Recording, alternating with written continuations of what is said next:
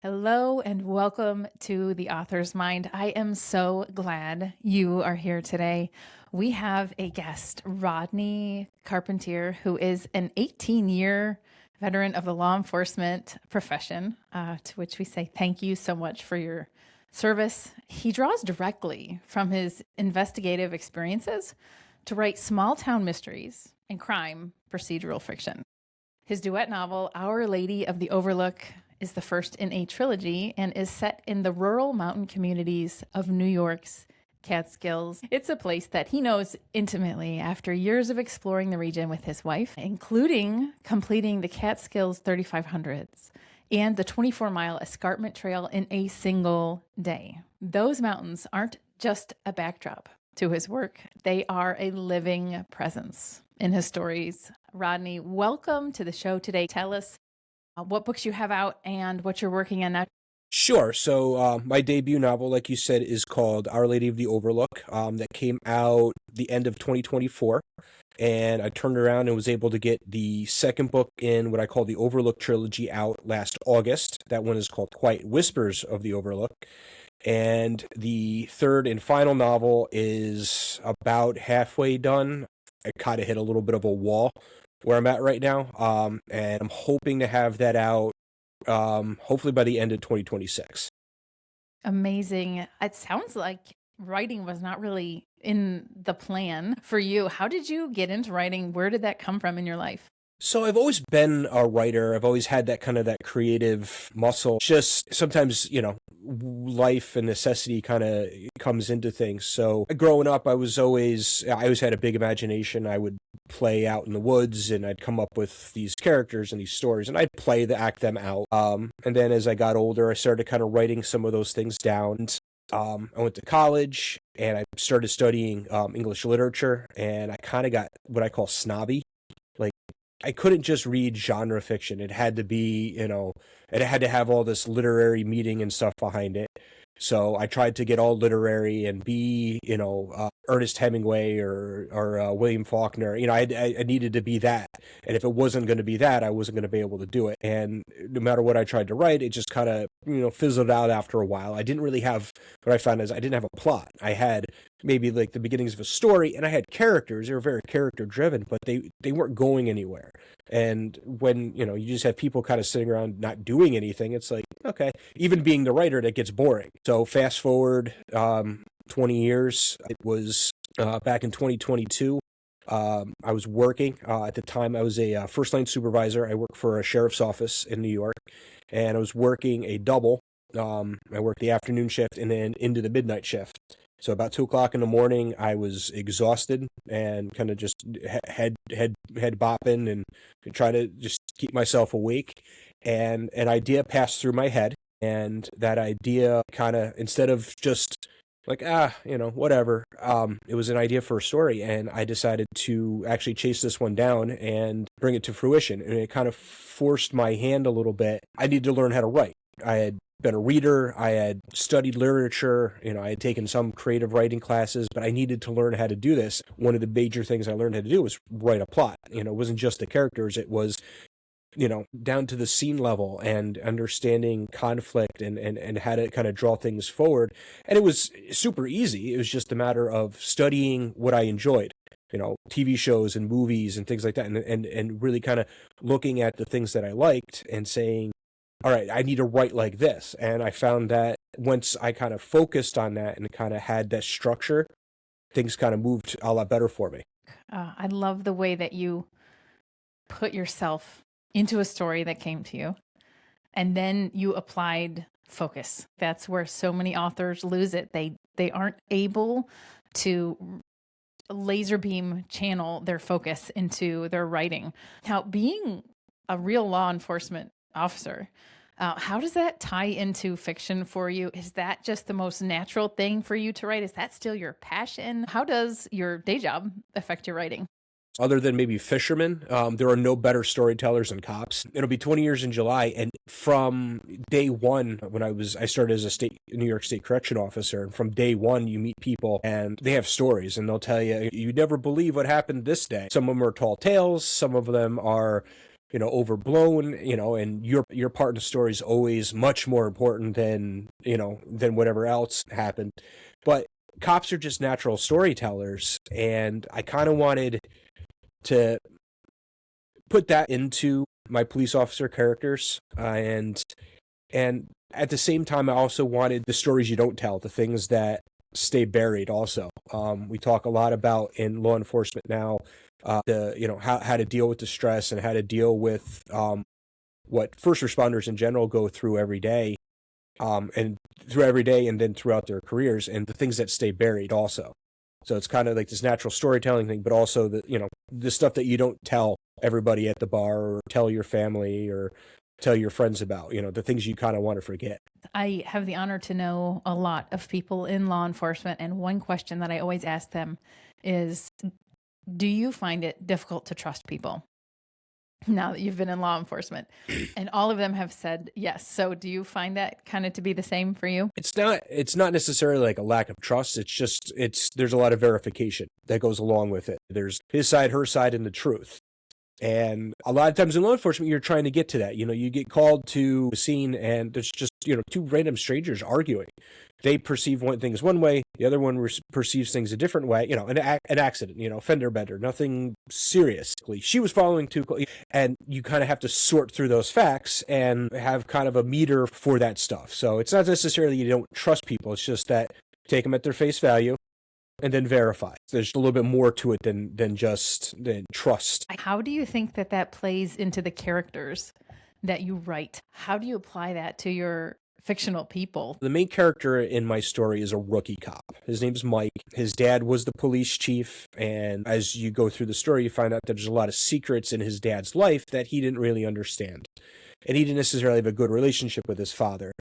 And he's kind of learning not to trust. It's not really a spoiler. It's kind of one of the buried things, but he comes from a background of kind of religious education. He came up through religious boarding school, was considering going into the priesthood, was really kind of going through that. So there's a different kind of trust and a different kind of way of looking at folks as somebody in the clergy versus somebody, in law enforcement, where you're worried about safety, you're worried about people deceiving you. And the first thing that we learn about Mike is on a vehicle stop. And it's not even from his perspective, it's from the motorist's perspective. The motorist has something to hide.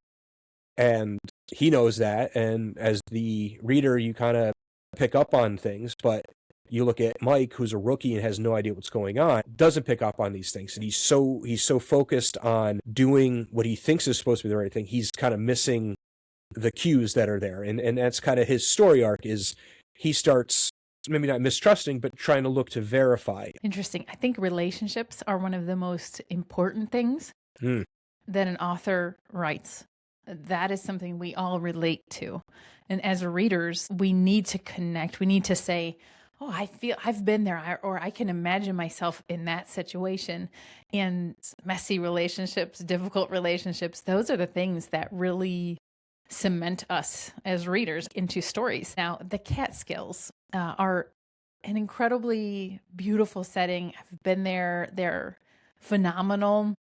But one thing readers really say about your writing is that the mountains are almost like a character in your books. Can you tell us about how you use the setting to drive your books forward? So, we talked about in our intro, talking about the backdrop of the mountains. And when I came up with this idea for this story, I needed a place. And my familiarity with the Catskills, we've been hiking up there for over 10 years now. It's an isolation, and it always felt like a different world that I was going into. My wife's a much better hiker than I am, and she's always, at least, 20 feet ahead of me. So I have a lot of downtime to think. And then you kind of looking at the trail and be like, oh, it would be interesting if there's a dead body there. It's the mountains, but it's also the people and the town. For some of us as authors, it's very natural to have the surroundings be important in our stories. I've spoken to some authors who find that actually difficult to put place into their novels. So I love these conversations because it brings out just how different we are as authors, and Yes. how okay that is. There are your people that are going to love your book. They're going to love your voice. the way that you put a book together. And that's our job as authors, is to go out and find those people. Readers often say that your stories keep them asking, like, who did it and why from the very beginning. So when you're writing these crime mysteries, how do you have everything planned out? Do you have your red herrings and all of those clues planned out, or how do you do it? So yes and no. There's only one person that knows what I've been thinking since the beginning, and that's my daughter. Because when I first did this, she was younger and actually interested in what I was doing. Now she just turned 12, so now she's kind of like, yeah, whatever, Dad. And I would talk to her, and she would ask me, like, oh, who did it in the end? And I'm like, well, you can't tell anybody. One of the things that I discovered on my journey to learn how to write was the save the cat method, which totally unlocked the door for me, because I was looking at things like, the hero's journey and all these different ways of doing it. And once I learned save the cat, which just kind of turns your story into beats, and it kind of gives signposts for your story to kind of hit at certain points so that you keep people's interest and keep people moving. I have my opening image, and I can kind of set the normal world, so to speak. But I need to start moving toward that inciting incident. And what's that inciting incident going to be? What things need to be there for that? And as I kind of plan that out better, it was easier to kind of see how things were going to unfold. And then after you get to the inciting incident, it's about getting into Act 2 and, what's the debate going to be, and going into the new world, who are the people that your main character has to meet. So I had that for the first book, and I knew how I wanted the first book to end. But then for the second book, I wanted to pull the rug out and say, okay, everything you read in the first book, don't worry about that. In the second book, I introduced a lot of different elements, a lot of new characters. My proofreader was the one that actually picked up on something that I didn't even intend when I wrote it. It was cool. It was really cool because at the end, the very last part is a character missing, and he goes, is she a victim now? And I was like, oh, I didn't even mean to imply that, but maybe.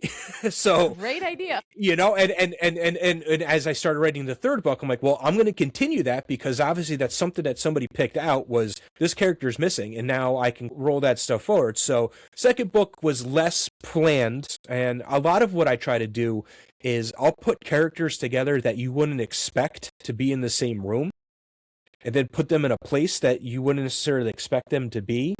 And I'm like, well, what's going to happen here? And so every once in a while, I got stuck a little bit. It'd be like, well, what if character A and character B were at place C? Where does that bring the story now? As a writer myself, I'm working on my 43rd novel.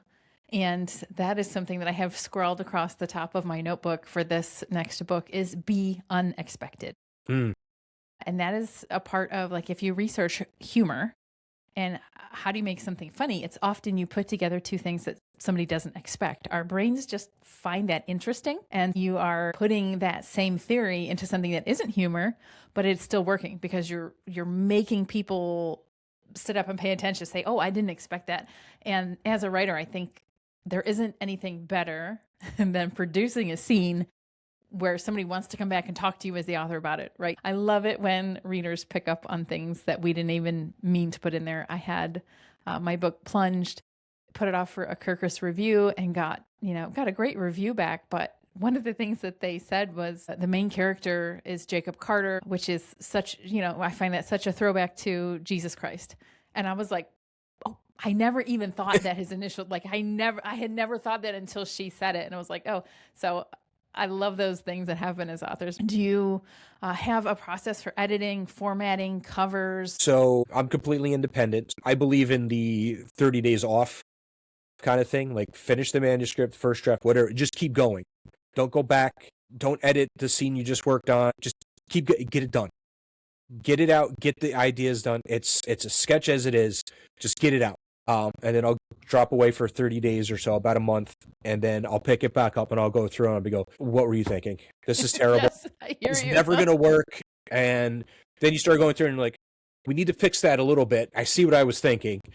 And then I'll start kind of building it up. So the first book, I wrote the first draft, put it down. I picked it up a month later. Basically, I printed it, I had it here, and I just retyped every single thing. And as I kind of got to things, I embellished, because I went from like 82,000 words to 104,000 words between first draft and second draft. Wow. A lot of people said I should have stayed around 82, but it is what it is. So I do that second draft. I put it down for a little bit. The first book I actually did a third draft. The second book I wasn't able to do that because I had an editor I really wanted to work with. And I reached out to her to do the first book, and she wasn't available. And she said, "Hey, I could put you on the schedule for next year." And I said, "Sure, I'll have something for you. I'm not waiting on this project." I said, "I'll have something." So I was really under the gun to get the second draft of the second book done to send to this editor because I really wanted to work with her. She was fabulous both times. Like the first book, I wanted to switch some scenes around, and I said, "I think I want to do this," and then she was like, "No, don't do that." So she helped kind of build my confidence in that. I had my edits done, and then I found a really cool proofreader. He's been very supportive. The first book, he actually taught me a lot about just formatting in Word. I write everything on Google Docs.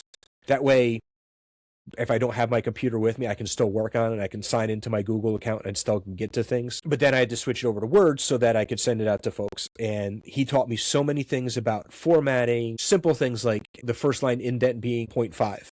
And it had that automatic, and just to kind of clean up the manuscript. So he taught me a lot in the first book, and he would pick up on little things too. Be like, here's your proofread part. Like you misspelled this word or you didn't use this word correctly, maybe.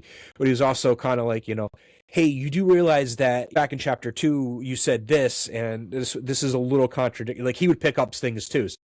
Everybody I've worked with has been fabulous. And then the first book I finished, and I didn't know what I was going to do with it. I'd spent all that money, and I was like, I don't know what I'm going to do. And I actually went to a writing conference called Killer Nashville. And while I was there, I went to any and all breakout sessions that were business oriented, like how to present yourself as an author, how to market yourself. And I kind of went through it. And the more I talked to other writers, the more I was like, I can do this. I'm just going to do this. So that was in August of 2024, and I said, that's it. I'm going to release this book in 6 weeks. Which I learned marketing wise, that's not a really smart way to release a book, but I needed to get it out. I'm learning and learning and learning, and that's kind of what this whole process has been for me.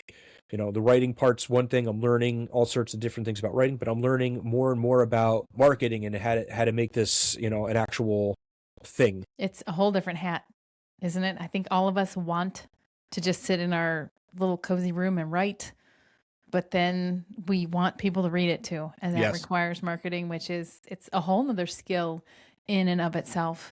And I think what you said is really valuable, that you just decided to do it, get the book out there. Incredibly important to do, to complete something and get it out on the market. Even if you weren't quite ready, even if you kind of slid sideways into the market, fine, at least you're there. And especially on a first book, we tend to treat it so much like it's our baby, like it's the only book that exists. And the truth is, you have so many more books to write. And I totally agree with that. Yeah, the important part is making that step, having the accomplishment, and then moving forward. So momentum is huge as a writer. I have also used Reedsy. I have used Fiverr to find incredible people to work with. Editors make a huge difference. Absolutely. I can't even tell you how important it is to get a different set of eyeballs on your book. If you are someone who thinks, I can just edit, I'm really good at grammar, I'll just take care of everything, please don't. Do your manuscript a favor and find someone, hopefully in the professional realm, who will look at your work, because it will make a huge difference. And there's so many talented people out there. A lot of them are also writers, but they're looking out for your best interest. And, having the right editor, like I want to finish it. I want Jen to read the third book. I want to get her thoughts. I want Ray, my proofreader, to read the third book. Like, I'm actually really excited for them to read it too, because, they get it before everybody else. Yes. And they're so important because they give you that initial invaluable feedback. So the price that you pay an editor to do what they do, it can't even be compared to what can happen in the story if they catch something that you missed. Oh, yeah. Or if they see something that should have been brought up that wasn't. Absolutely important. I have also had a new editor jump in the middle of a trilogy that was plunged, so pursued as the second book. Was a new editor that I was going to work with for it due to the time frame. She was available, and I definitely gave her as much information from the first book as I could, but it was really interesting like kind of experiment to have somebody jump into the second book in a trilogy and they don't know the characters and they don't know all Mm-hmm. that backstory, and to see, like, could you still make it through this book? Could you still understand the world and what was happening? So that was really fun to me as a writer, to have fresh eyes on it and to hear the parts that she didn't, that she didn't really get. And it's allegory. So the water in the book like represents the spirit of God. And so she was like, I don't understand like why this is important. And then so you just get to decide, right? Oh, which brings up an interesting question for you, is we want our readers to have questions, right? Especially in our opening. Like if your reader doesn't have questions during your first 3 pages, you have a problem. People are not going to keep reading. So what are the questions that are most important to you to have your readers asking as you open a book and as you move through like the crime scene essentially that happens in your book? What questions are important to you as an author? I'm looking to grab curiosity and why are we with this character? One of the things I do, again, it's a frame narrative around a true crime podcaster, but the main character of Mike is in every scene. There's only one thing that is actually from his perspective. Everything else is people kind of putting their stamp on what they think of Mike and what they're taking out of Mike. So I want to make people think about what that character is and why is he important? I always ask that, whose story is it? And I'm an audiobook consumer, so I get through books pretty quickly. I have a 45-minute commute back and forth to work every day, so I chew through audiobooks constantly, and I'm all over the place. My editor for the second book, who did the first edit, the one that it came in completely cold, she's a writer and she has a podcast. Her name is Faith Moore. It's called Storytime for Grown-Ups, where she takes Victorian literature and she reads it like it's an audiobook, but she also will put context because it's the Victorians and they do things very differently, they say. So it's really interesting. So we're doing The Woman in White, which is a fabulous book, and it's really interesting to ask that question: whose story is this? And obviously, you could have a title character, you can have the character that means the most, but who's telling the story and whose story is it? And I want the reader to ask that question: why this person? Why this time? It's a powerful question. I have a series of rom-com books I write under Elysian Hunt, and that was, what was it? Book 4 in that series, The Spearmint Spy, was the first time I really tried to write an unlikable main character. And I've always heard take one risk per book, and that was the risk that I chose for that one. So it's kind of like a Taming of the Shrew retelling, maybe follows that loosely. So she's very spoiled, very much full of herself. She's unlikable. I didn't like her in the beginning either. I think the best review that I got for that book was somebody left a 5-star review and they said, I didn't like Olivia in the beginning of the book. And to me, as an author, that says, wow, you didn't like her, but there was enough stuff going on that you still invested in the book. You didn't put it down. You read the whole thing, and now you're leaving that 5-star review. It was so exciting to me to get that one because I had taken a risk in that book.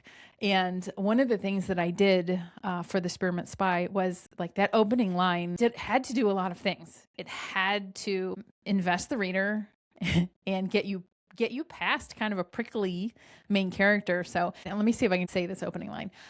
I stare at the most luxurious cruise ship on the planet, on which I will spend the most miserable 2 weeks of my life.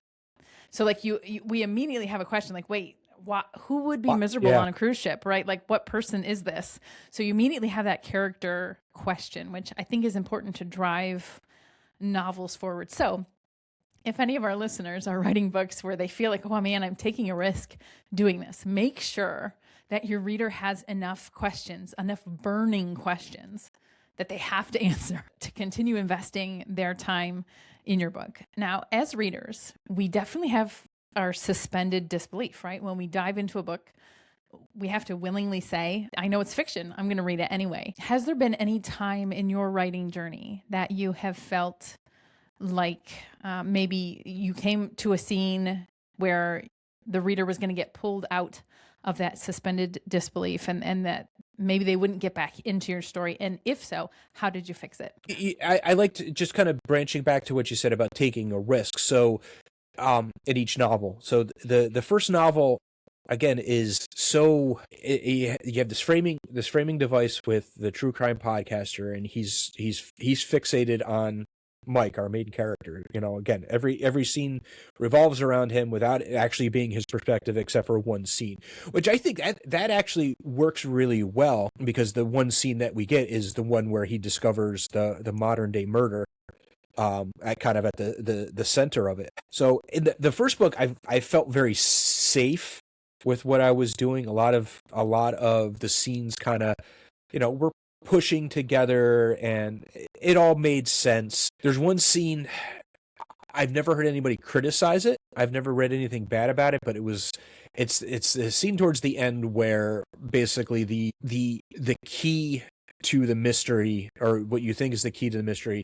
kind of shows up, and it adds a new wrinkle to Mike, that he can get so hyper focused on something that he knows that he's going to find what he's looking for, and he ends up finding this thing, and this ends up being the piece of evidence that kind of brings the first book to a close. And we're going to have to revisit that by the third book, but I was really worried that scene wasn't going to work, that people will be like, wait, he does what? And I've never had any negative criticism. Again, an editor, a proofreader, nobody had a problem with it. So I was like, okay, if it's working for them. And I've read most reviews. Some people get confused with the narration thing. I've found, which maybe if I ever do like a second version of it, I'll fix. But nobody's ever called out to say that scene isn't believable. So for me, that scene kind of throws it off a little bit, but it seems to have worked for folks. And then in the second book, I took a risk, and I kind of made Mike more of an action star. There's some action in this book, and there's a car chase, and a shootout, and a daring rescue, and all this stuff happens. And when I was writing those scenes, it was a lot more fun. But I was also kind of like, is this really Mike? And again, nobody seemed to have an issue believing it. So it's you talk about a risk, and kind of transforming. Again, there's got to be an arc to your character, but you have a normal person, and these are supposed to be really grounded in reality, and could happen kind of thing, not supernatural or anything like that about it. But all of a sudden, you have an everyman that is now going and doing things that he didn't think he could do, you didn't think he could do, and now here we are. So I guess, yeah, kind of a long way around, but you talk about taking risks and scenes and stuff like that, and there's things that I was uncomfortable with, but have seemed to work out. Yes. And as writers, we're putting ourselves out there, we're putting our ideas out there, and it feels uncomfortable when you're first putting your work out into the world. It feels unnerving. It just is. You have to get over it. And I love getting feedback from people, of course. I love getting feedback from editors. In book 2 of that rom-com series, the character was a very vibrant, fun, very spontaneous individual. And she gets stuck in a snowstorm and gets like hypothermic. And then she realizes something very important to her is still out in her car in the snow. So she runs out there and falls into a creek, second time in the extreme cold. And one of my editors was like, I don't think she would actually do that. And then one of my other editors heard that comment. She was like, oh no, that is 100% this character. It is exactly what Beck would do. And so it was funny to hear their little internal monologues. I don't think she would do that. One person was very logical. That's her approach to life, is very logical. And the other person was more matched that character of Beck. So as you go on writing, get opinions, ask people, and dig in there, like get their, hey, what did you think about that scene? I love getting feedback. It's so ultra important. And there is always a balance with feedback as an author, right? You can't let people's opinions change your voice, change the main points of your story, but it is important to hold people in your story. So that's the balance that we need to strike. Absolutely. Is making sure everybody makes it along with us. You love hiking, so it's like that. You're the trail guide. You have to make sure your whole team makes it over this trail with you. So if you can sharpen your skills at making sure that your readers stick with you, man, you've got it made as an author. Ronnie, it was great getting to talk with you today. We covered a lot of ground. Yes. Before we go, two things. Number one, what piece of advice would you leave for a new author, somebody who is still working on their first book? What would you say to that author? And second, where can our listeners find you and your books? So what I would say to a new author is, again, that style of just keep moving forward. Finish the book. Is going back and reliving the past isn't going to help you. Just keep moving forward, keep moving forward, keep moving forward. Finish the book. Get to the end. Once you're at the end, then you can kind of look back and say, oh, where do we need to fix the bridges and fix the little things. But finish the book. Have an ending. That'd be my biggest advice is finish. And then you can find me. I'm on Amazon. R.L. Carpentier III. First book is called Our Lady of the Overlook. Second book is called Quiet Whispers of the Overlook. I am on Kindle Unlimited. Our Lady of the Overlook does have an audiobook too. I'm working on getting Quiet Whispers done, but that was a big thing I finished at the end of the year. I got Our Lady on audiobooks. That's available exclusively through Audible. If you'd like to buy directly from me and get a signed copy, you can go to my website, rlcarpentierwriter.com. You can sign up for my newsletter. I send that out every 2 weeks. And I have a New Year's resolution to do more of the social media stuff. So I'm on Facebook, Instagram. I think I'm on TikTok. I like that. I think I'm on TikTok. I think I'm on TikTok. So I gotta have a New Year's resolution to do a little bit more of the social media stuff. Because again, marketing is that's the part nobody tells you about. It's like, hey, write the book. Then they're like, then market it. And that's a completely different podcast. That's a completely different thing. Yes. So, and that's the stuff I'm still learning. But those are the places you can find me. Awesome. Thank you so much for being here with us on The Author's Mind, sharing your journey. If you are listening today, I will put links to Rodney's books in the description. Make sure you go check him out. And if you want to find The Spearmint Spy or The Peppermint Villain, I'll have links down there for those as well. So glad that you were here with us today. Thank you for listening to The Author's Mind.